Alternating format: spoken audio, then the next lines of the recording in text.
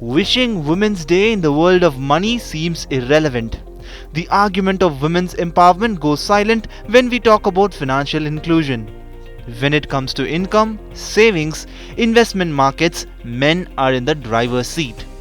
This is the reason that goal of financial freedom for half of the population seems far-fetched. You can look at various research reports of surveys and you will get a similar picture. Before celebrating the success of a few women, it is important to know that out of every 100 women, only 77 have bank accounts. But out of those 77, there is no transaction in 42 accounts. This means 65% of women have not even taken the first step in the organized financial market. They don't even have a bank account which has a transaction in a month or two. Now let us look at the savings and investment story. Lakshmi, a financial platform made especially for women, did a survey on savings and investments habits of 4,000 women.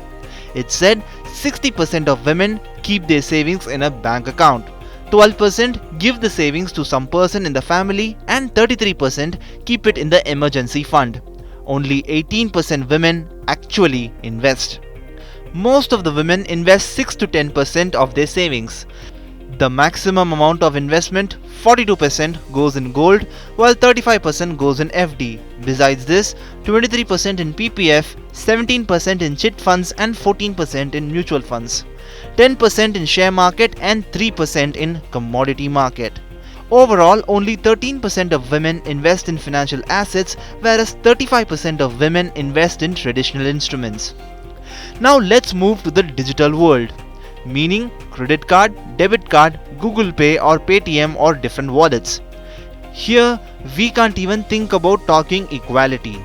A survey by the All India Debt and Investment Survey suggests that only 20% of women in the villages have a debit or credit card, whereas 64% men use them. In cities also, there is a difference of about 17%. Only 14% of women have smartphones needed for their wallets. Only half of the women use the internet as compared to men. A lot of women are given the responsibility to manage household expenses within a fixed amount. But in big expenses like buying a property, car, etc., their participation is negligible. Things in which working women spend most comprises 32% of grocery, 18% in children's education and 14% in cosmetics, clothes and personal needs. As compared to men, it is more difficult for women to get a loan.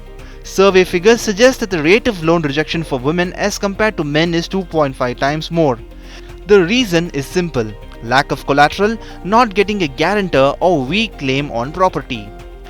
Now, in this light, you can easily understand why there are limited products available for women in the insurance or investment market. Financial planner Jitendra Solanki says, women don't have a major contribution in the financial decisions taken in the home. This is the reason companies don't make products pertaining to women, because the market is limited. Money9 suggests that women should increase their contribution in the financial decisions just like they are coming forward in other areas. And to increase this contribution, they must increase their knowledge.